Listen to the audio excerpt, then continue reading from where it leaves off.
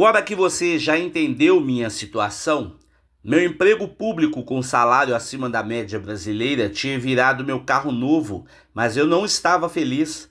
Não estava construindo histórias de que me orgulharia de contar lá na frente. Aqui preciso fazer um alerta. Pode ser que a sua história não tenha nenhuma relação com a minha.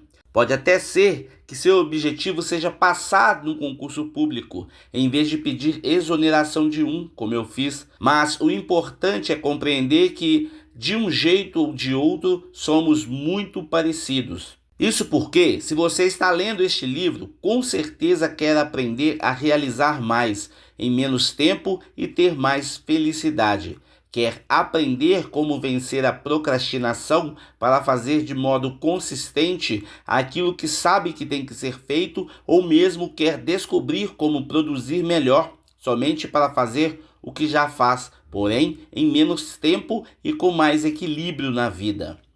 O tempo foi passando e a cada ano que eu acreditava que seria o último no emprego público, eu era consumido pelo monstro do dia a dia. Nada mudava, a confiança foi acabando e a ansiedade aumentando substancialmente. Só para você ter uma ideia, cheguei a tomar remédio ansiolítico, tarja preta, por mais de um ano. Naquela época, meus filhos gêmeos, João e Carol, já tinham nascido. O meu sentimento de responsabilidade tinha ficado ainda maior.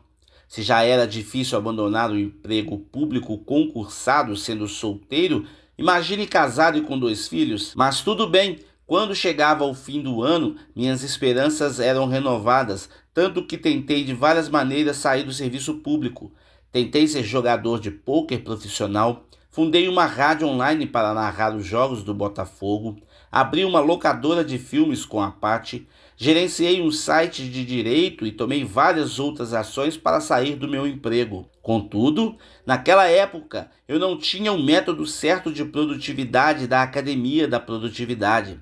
Saía fazendo as tarefas de maneira aleatória ou, no máximo, criava uma lista de atividades e procurava priorizá-las a cada dia. Hoje, olhando para trás, concluo que não ter um método adequado de produtividade ou não usar nenhum foi um dos meus maiores erros. O que acontecia na prática é que quase todos os meus projetos até davam certo no início. Eu começava bem, vinha a sensação que tinha encontrado a forma de viver que eu sempre quisera. Porém, quando começava a ter os primeiros resultados, o que vinha em seguida era que continuar advogado da União e seguir uma segunda atividade ficava pesado demais. Começava a parecer que tudo o que eu tinha para fazer não ia caber no meu dia. Trabalhava cada vez mais horas e quanto mais eu trabalhava, mais surgiam coisas para fazer e quanto mais tarefas apareciam, mais cansado ficava e menos produzia.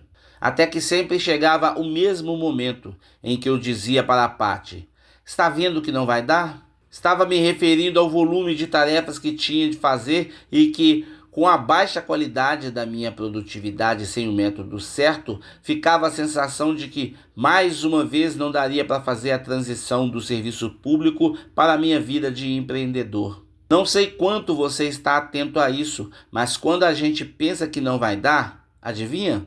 Não dá mesmo.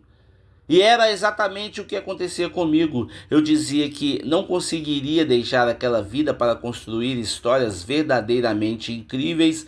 Eu me desesperava, produzia menos ainda, até que abandonava a segunda atividade e voltava para o martírio do meu dia a dia, que era o modo como me referia ao meu trabalho no serviço público. E lá estava eu, de novo, esperando chegar a nova fábula da virada do ano. Em situações normais, descartando doenças e outras causas externas imprevisíveis, existem duas únicas razões específicas para que uma pessoa não consiga realizar 100% de tudo aquilo que ela quer para a vida dela. E entre essas pessoas, incluo-me e a você também. Razão 1. Deixar de fazer ou adiar aquilo que sabe que precisa ser feito para dar prioridade a tarefas menos importantes ou que até parecem importantes naquele momento, mas que depois se percebe que não levariam a lugar algum. Razão 2. Ter atividades e tarefas demais para executar, o que faz o dia não caber nas 24 horas. A primeira razão, deixar de fazer ou adiar aquilo que precisa ser feito, mascara tarefas irrelevantes, transformando-as em tarefas importantíssimas. Funciona mais ou menos assim. A pessoa se prepara para fazer algo muito importante, que já vinha adiando há alguns dias, mas que, enfim, conseguirá executar. Pode ser escrever um artigo, fazer aquele trabalho de faculdade, concluir um relatório importante ou uma tarefa de trabalho, resolver um problema pessoal, iniciar um projeto, mas justamente na hora que ela senta para pôr as mãos na massa, ela se lembra de que para fazer aquilo é fundamental antes organizar as gavetas do escritório, as quais nunca incomodaram, ou limpar as caixas de e-mail, inbox do Facebook, mensagens do WhatsApp. É como se existisse uma fila de tarefas que precisam ser feitas, muitas das quais não são tão relevantes. São atividades que apenas ocupam seu tempo e, em meio a elas, também existem outras que são importantes para alcançar aquilo que você quer para a sua vida. Falaremos de tarefas de ocupação e de produção mais adiante. Conforme você vai resolvendo aquilo que é menos relevante, a fila vai andando e uma hora, por fim, chega o momento de executar aquela tarefa importante. Mas, nesse momento, você transfere essa atividade importante para o final da fila e continua a fazer aquilo que não leva a lugar nenhum.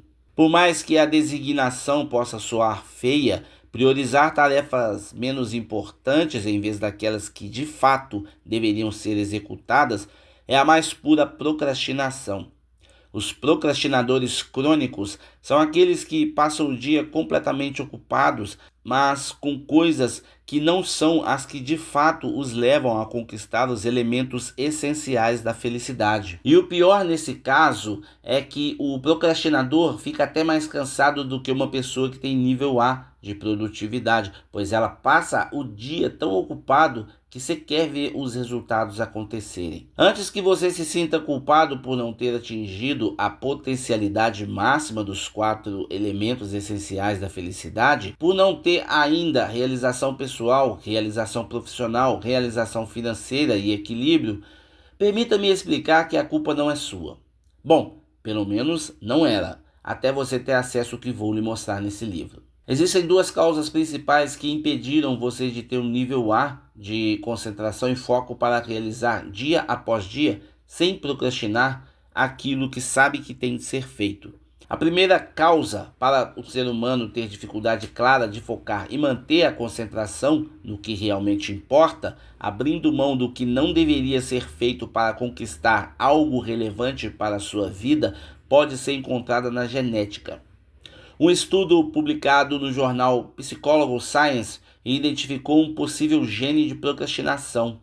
O fato é que nossos ancestrais não tinham o hábito de planejar o futuro e acabavam tendo de tomar frequentes decisões em razão do momento, inclusive para sobreviver.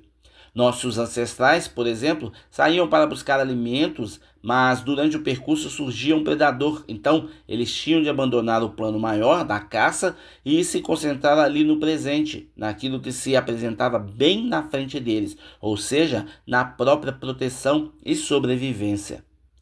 Não temos predadores reais na nossa rotina diária da vida moderna, mas a quantidade de distração que surge com propagandas, redes sociais, notificações de e-mails, mensagens de WhatsApp e um monte de outras informações acaba deflagrando o mesmo comportamento pré-histórico, ou seja, deixamos o objetivo principal do dia para nos concentrar naquilo que acabou de pular na nossa frente. A segunda causa da procrastinação e da não realização é que ficar concentrado por muito tempo numa atividade é uma das funções executivas do sistema nervoso central mais difíceis de ser mantida. Ou seja, juntando a tendência genética com a dificuldade natural de se manter concentrado, o resultado final é a dispersão crônica. Na prática, significa dizer que essa combinação acaba fazendo o indivíduo pular de tarefa em tarefa numa velocidade nada benéfica, consumindo a produtividade e dando a sensação de que o dia voou e que ele não fez nada. Você percebe que existe uma lógica e um padrão no comportamento das pessoas em geral? A razão 2 para o monstro do dia a dia destruir sempre a fábula do ano novo é o fato de o indivíduo ter atividades e tarefas demais para realizar, a ponto do dia não caber nas 24 horas. Eu mesmo vivi muitos dias assim. Acordava cedo, trabalhava focado, respondia a dezenas de e-mails, incontáveis mensagens de WhatsApp, retornava ligações, pagava contas, levava meus filhos à escola, mal tinha tempo para almoçar e muitas vezes sequer me lembrava de beber água. Naquela época, o fato de pensar em acrescentar algo novo à minha rotina era simplesmente desesperador. Sempre que alguém me dizia que tinha algo ou algum projeto ou curso que era minha cara, eu nem queria ouvir. Afinal, eu não daria conta mesmo. Lembro-me de dias e mais dias em que o telefone tocava e eu não tinha coragem sequer de verificar de quem era o número, pois sabia que teria de atender e parar de fazer as tarefas que mal cabiam na minha rotina. Aqui, lembro-me de quando jogava tênis com um amigo no Rio de Janeiro. Nós éramos de fato ruins naquilo, até que um dia apareceu um professor de tênis e ofereceu uma aula gratuita. Eu aceitei. E naquela primeira aula, a única coisa que o professor ensinou foi como bater na bola. Eu precisava olhar para a bola, apontar para ela com a mão que estava livre, bater na bola com a raquete no momento em que ela chegasse na altura da minha cintura e depois completar o movimento com a raquete até um ombro oposto. Aquilo foi tudo o que aprendi naquele dia, mas foi o suficiente para ganhar do meu amigo na partida seguinte sem a menor dificuldade. A diferença entre nós dois é que eu tinha um método de bater na bola e ele não. É isso que acontece com quem leva a vida sem dominar o método para produzir com nível A de produtividade. Tentar fazer com que todas as tarefas caibam em um dia sem ter uma única técnica adequada para isso é exatamente como tentar jogar tênis sem nunca ter aprendido a acertar a bola. Não sei qual é a razão pela qual você está lendo esse livro e o que quer alcançar que ainda não tenha conseguido. Mas posso afirmar, sem medo de errar, que ainda não chegou lá, foi por estar com coisas demais para fazer e não conseguir estruturá-las ou porque tem coisas de menos, mas não consegue evitar de procrastinar na hora de fazer o que deveria ser feito. Essas duas razões representam 100% dos alunos que passaram pela Academia da Produtividade e elas são os grandes destruidores da realização. Pare por um instante e, com honestidade, avalie as metas que você ainda não atingiu, provavelmente aquelas mesmas que anotou no exercício anterior. Pare por um instante e, com honestidade, avalie as metas que você ainda não atingiu, provavelmente aquelas mesmas que anotou no exercício anterior.